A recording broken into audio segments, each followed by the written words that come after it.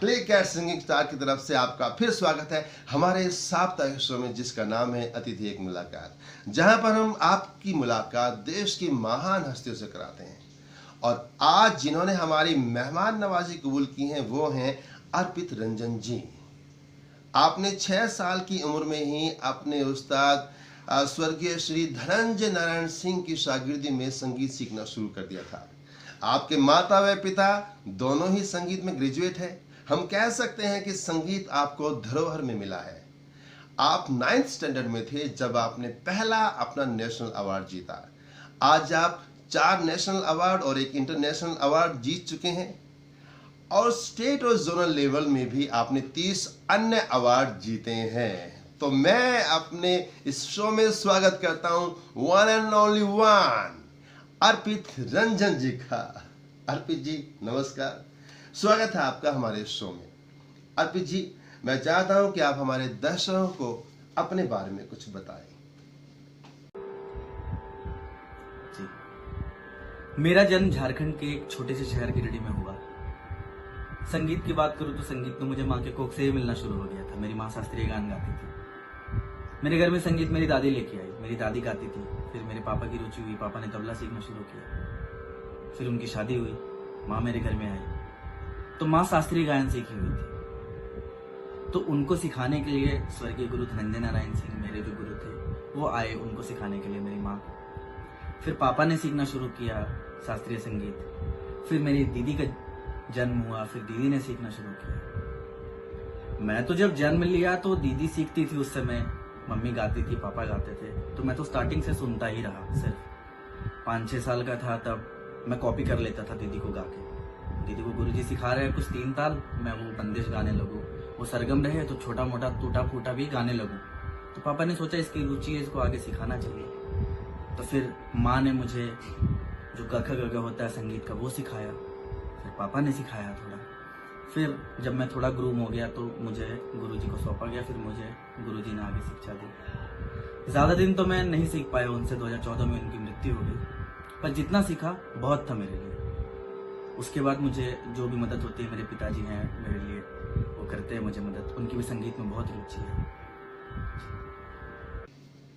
अर्पित जी, बॉलीवुड का सुनहरा संगीत जिसे हम Bollywood real golden era before 80s मानते हैं, क्या वाकई में वो फॉरएवर है? हाँ जी, बिल्कुल। अगर हम बात करें 80 से पहले के संगीत की तो वो एरा कुछ अलग था।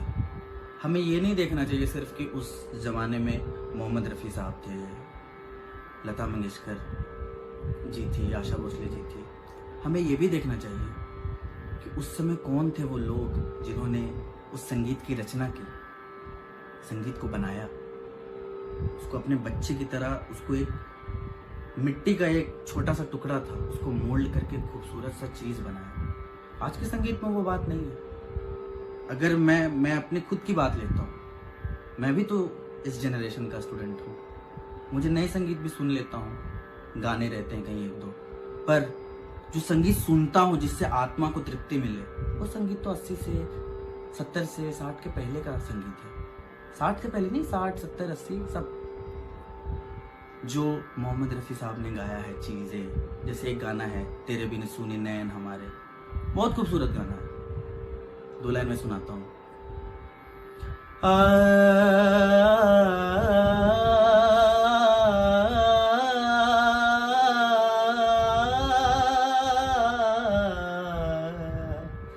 तेरे बिन सूने नयन हमारे, है तेरे बिन सूने बात टकते गए सांझ सकारे, है तेरे बिन सूने। तो ये क्या है? ऐसी संगीत को सुन के आत्मा को तृप्ति मिलती है। कैसा भी इंसान का मिजाज रहे, वो इस संगीत को सुनता है तो सब कुछ भूल जाता है। तो वो संगीत एवरग्रीन था, एवरग्रीन है, और आने के 200 साल 300 साल के बाद भी वो जीवित ही रहेगा। घट रहे हैं उसके लोग, सुनने वाले लोग, पर वो जीवित जरूर रहेगा। और ज्यादा दिन तक खराब चीजें ज्यादा दिन तक नहीं टिकती। लेकिन जो गोल्ड होता है हमारा, जो चीज़ होती है, वो जिंदगी भर टिकी रहती है। अर्पित जी, आप तो आजकल की पीढ़ी है, क्या कारण है कि आजकल का जो बॉलीवुड संगीत उस तरह का संगीत नहीं दे पा रहा है, एक ना मरने वाला यादगार काम नहीं दे पा रहा है? आपके हिसाब से इसकी क्या वजह हो सकती है?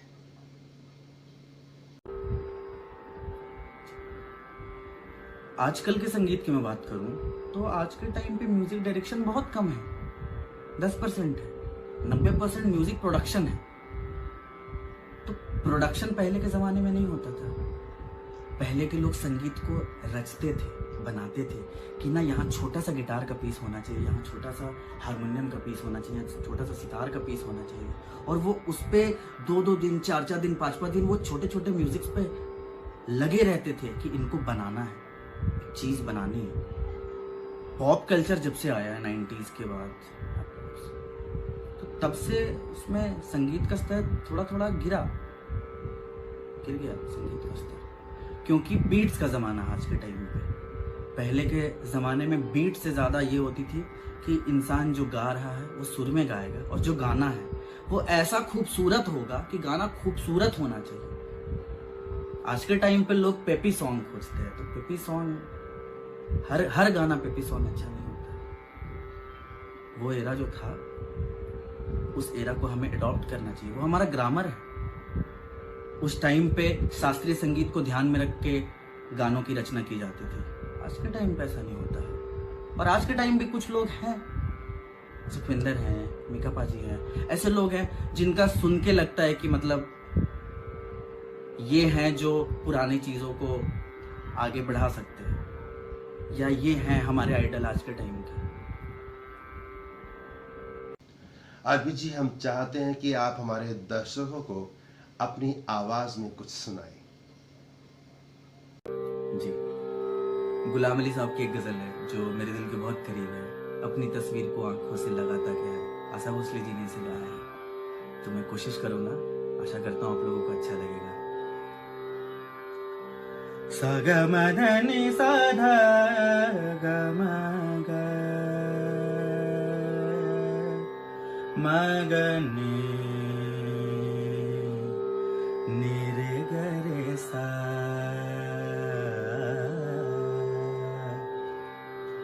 आ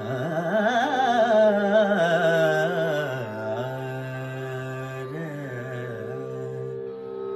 अपनी तस्वीर को आँखों से लगाता क्या है, अपनी तस्वीर को आँखों से लगाता क्या है, एक नजर मेरी तरफ भी तेरा जाता क्या है, अपनी तस्वीर को आँखों से लगाता क्या है। मेरी रुसवाई में वो भी है बराबर के शरीक, मेरी रुसवाई में वो भी है बराबर के शरीक। मेरे किस्से मेरे यारों को सुनाता क्या है, अपनी तस्वीर को आँखों से लगाता क्या है। क्या बात है, बहुत बहुत ही अच्छी आवाज़ है आपकी।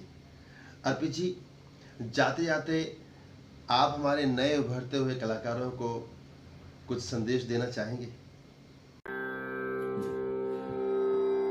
मैं यही सबको बोलना चाहूँगा। मैं खुद एक स्टूडेंट हूँ। मैंने जो चीज़ फॉलो करी है, मेरे पिताजी का वो दिया हुआ एक चीज़ है कि हमेशा ग्रामर को पकड़ के रखना चाहिए हमें। हम कुछ भी गाएं, हम गज़ल गाएंगे, हम फिल्मी संगीत गाएंगे, हम मोहम्मद रफ़ी गाएंगे, हम किशोर कुमार गाएंगे, हम मन्ना डे गाएंगे, हम अरिजीत सिंह गाएंगे, हम श्रेया घोषाल गाएंगे, हम कुछ भी गाएंगे, लेकिन हम क्लासिकल सीखेंगे। क्लासिकल गाएंगे से मतलब नहीं है, क्लासिकल सीखेंगे। वो सीखना ही, इंग्लिश बिना ग्रामर के नहीं हो सकती ना। इंग्लिश स्पीकिंग 6 महीने में लोग करते हैं, ग्रामेटिकली करेक्ट नहीं हो सकते। वही वाली चीज है। संगीत में अगर आपको करेक्ट होना है, संगीत अगर आपको अच्छा गाना है, संगीत अगर आपको ऐसा गाना है कि लोग आपको एडमायर करें, तो आपको वो ग्रामर जो क्लासिकल म्यूजिक है उसको पकड़ के रखना पड़ेगा। और पुरानी जो संगीत है हमारी, उसको सुन के ये डिसाइड करना पड़ेगा कि क्या था उनमें जो आज हम में नहीं है, क्या डिफरेंस था। वो एक लैंडमार्क है, हमें उसे फॉलो करना है कि हम उससे कितना दूर हैं। वो एक एम बना हुआ है हमारे लिए। यही करना चाहूंगा कि ग्रामर को करे, संगीत में क्लासिकल को आगे फॉलो करे। बहुत अच्छी चीज है, कुछ नहीं लेती है, सिर्फ देती है। शुक्रिया अर्पित जी, आपने जो अपना कीमती वक्त हमारे दर्शकों को दिया, इसके लिए बहुत बहुत शुक्रिया।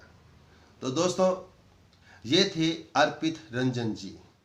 आशा करता हूं कि इस मुलाकात से आपको बहुत सी जानकारी हासिल हुई होगी। दोस्तों, आपको ये शो कैसा लग रहा है जरूर लिखिएगा, ताकि हम इस शो को ज्यादा से ज्यादा बेहतर बना सकें। एनीवे, मिलते हैं हमारे अगले शो में, जिसका नाम है वीकेंड सितारे गीत मेरे मन के। Till then, take care of yourself. Bye.